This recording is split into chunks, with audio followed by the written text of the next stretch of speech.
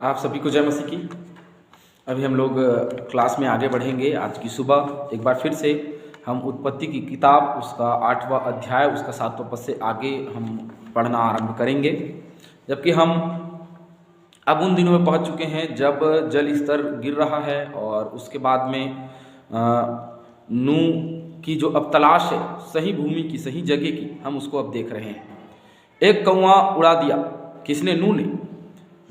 जब तक जल पृथ्वी पर से सूख न गया तब तक कौवा इधर उधर फिरता रहा। नूह ने क्या उड़ाया? पहले कौवा उड़ाया। कुछ बातें हैं जिसको हम देखने वाले हैं। व्यवस्था 14:14।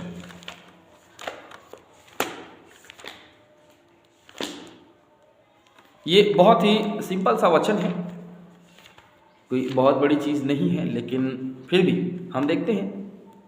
व्यवस्था विवरण 14:14 में हमको कुछ वर्णन मिलेगा और हमको दिखेगा। और भांति भांति के सब काग, शुतुरमुर्ग, तम, ये सब पक्षियों के विषय में हमको उल्लू, घुघू, गिद्ध, चमगादड़, बघेल और गरुड़, चील और भांति भांति के शाही और भांति भांति के सब काग। काग मतलब होता है, क्या होता है काग? मतलब कौवा, है ना। काग का मतलब होता है कौवा। तो ये हमको देखने को मिल रहा है। आगे हम देखेंगे अय्यूब 38:41 भी हम देख लेंगे।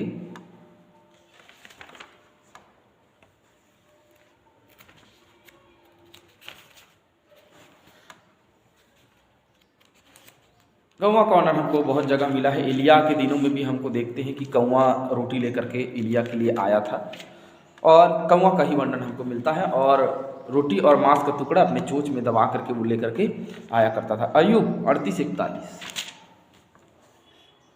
फिर जब कौवे के बच्चे परमेश्वर की दुहाई देते हुए निहार कर उड़ते फिरते हैं तब उनको आहार कौन देता है ना। कौवे के बच्चे, यहाँ भी हमको कौवा का वर्णन मिलता है। भजन 147।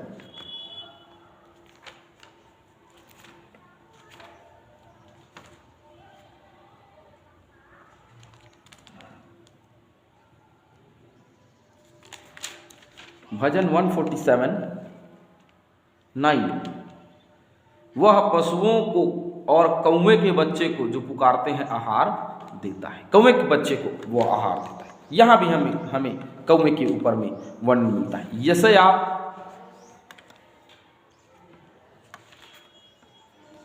34:11। उसमें धनेश पक्षी और शाही पाए जाएंगे और वह उल्लू और कौवे का बसेरा होगा।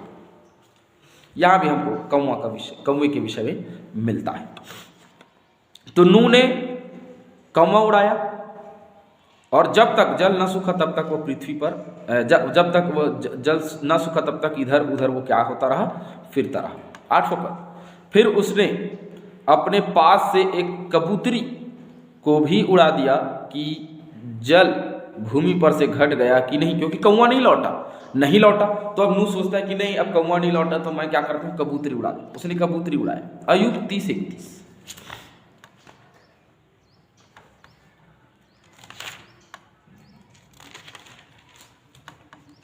इस कारण मेरी वीणा से विलाप और मेरी बांसुरी से रोने की ध्वनि है। अय्यूब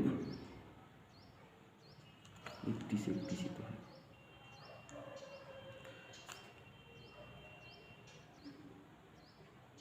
कबूतरी भी उसने उड़ा दिया ताकि जल भूमि पर से क्या घटा है कि नहीं, यह देखने के लिए उसने यह सब किया, है ना, और उड़ाया। भजन संहिता 55:6।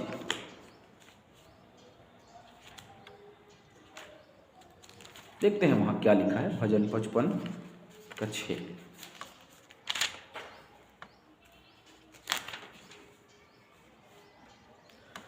तब मैंने कहा भला होता कि मेरे कबूतर के से पंख होते तो मैं उड़ जाता। यहाँ पे कबूतर का हमको वर्णन देखने को मिलता है। और 74 निकालेंगे। मैंने कहा ये बहुत बड़ा चीज नहीं है और हम इसको देख रहे हैं। 19। अपनी पिंडुकी के प्राण को वन पशु के वश में न कर अपने दीन जनों को सदा के लिए भूल न जाना। अपने पिंडुकी, है ना, उसको हमको यहाँ पे देखने को मिल रहा है। तो ऐसे हम देखते हैं बहुत सारे पक्षियों के विषय में, बहुत सारे जानवरों के विषय में, बहुत सारी चीज़ों के विषय में बाइबिल में पाते हैं। और उनका नामकरण जो आदम ने रखा हम उसको भी पाते हैं। और कौवा और कबूतरी को देखा तो उसने कबूतरी उड़ा दिया। और उसके बाद में देखते हैं आगे 9 पर, उस कबूतरी को अपने पैर टेकने के लिए कोई आधार ना मिला तो वह उसके पास जहाज में लौट आई। अब कौवा क्योंकि बहुत ज़्यादा उड़ता है इसलिए इधर उधर फिरता है, लेकिन कबूतरी बहुत ज़्यादा नहीं उड़ती इसलिए उसको लौटना पड़ा। वो अपने पैर पाँव रखने की जगह उसे नहीं मिली, कहीं पे आराम करने की जगह नहीं मिली, तो वो क्या हो गया, वापस लौट गया। कहाँ? नूह के जहाज में वापस लौट गया। क्योंकि सारी पृथ्वी के ऊपर जल ही जल छाया था, तब उसने हाथ बढ़ाकर उसे अपने पास जहाज में ले लिया, है ना। वो आई और उसे हाथ बढ़ा करके उसने क्या कर लिया, जहाज में उसे अंदर ले लिया। यशायाह 38 देखेंगे हम लोग, एक पद इसके लिए हम देख लेते हैं। उसने अंदर लिया, यशायाह 38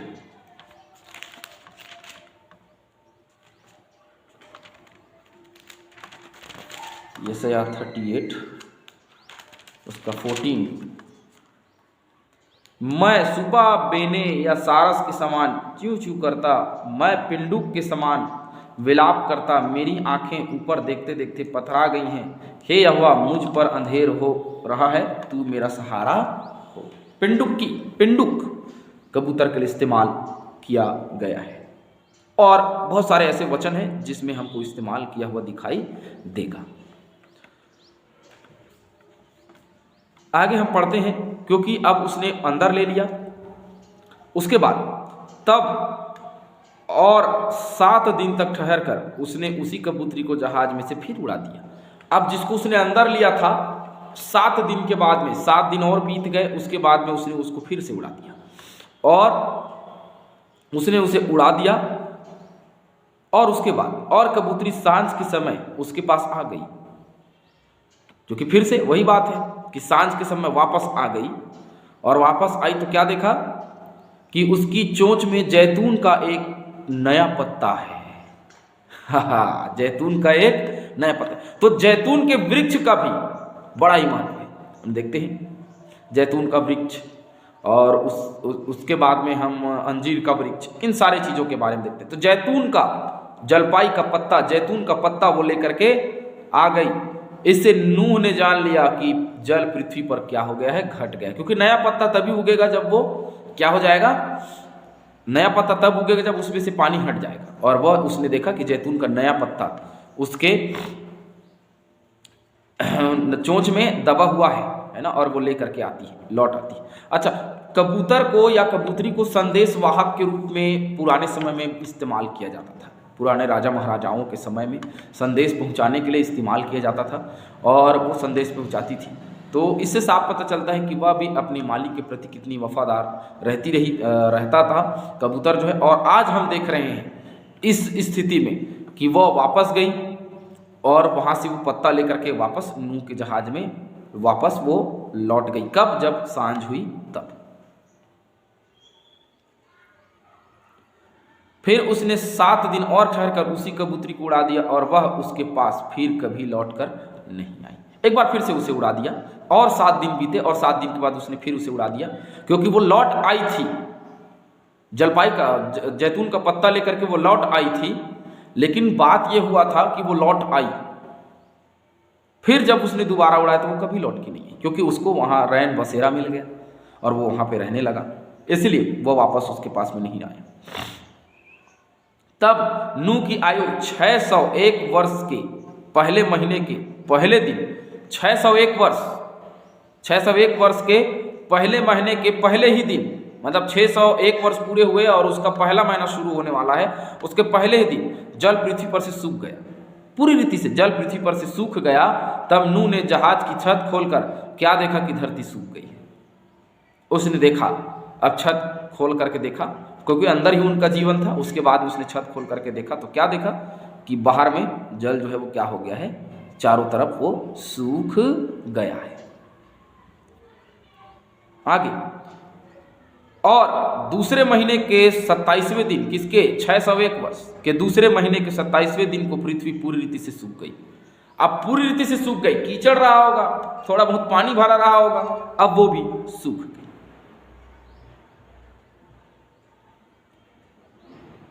तब परमेश्वर ने नूह से कहा, अब फिर से परमेश्वर नूह से कह रहा है, तू अपने पुत्रों, पत्नी और बहुओं समेत जहाज में से निकल आ। क्या पक्षी, क्या पशु, क्या सब भांति भांति करेंगे वाला, वही बात फलों, और कहा जीव जंतु तेरे संग हैं, उन सब को अपने साथ निकाल ले आ, कि पृथ्वी पर उनसे बहुत बच्चे उत्पन्न हों और वे फूले फले और पृथ्वी में फैल जाए। वो आशीष फिर से दे दिया। फिर से पृथ्वी में सब जीव जंतु फिर से उतरे और उनसे अपने अपने हिसाब से, पशु हो पक्षी हो, अपने अपने हिसाब से उनका जो वंश है वो आगे बढ़ता चला गया। मनुष्यों का भी आगे बढ़ता चला गया। तब नूह और उसके पुत्र और पत्नी और बहुएं निकल आए। उसके बाद सभी लोग निकल करके आ गए और सब चौपाए रेंगने वाले जंतु और पक्षी और जितने जीव जंतु पृथ्वी पर चलते फिरते हैं, सब जाति जाति करके जहाज में से निकल आए, सब निकल गए। तब नूह ने यहोवा के लिए एक वेदी बनाई। क्या हो गया? सब लोग निकल करके बाहर अब लौट आए। ये परमेश्वर का वचन।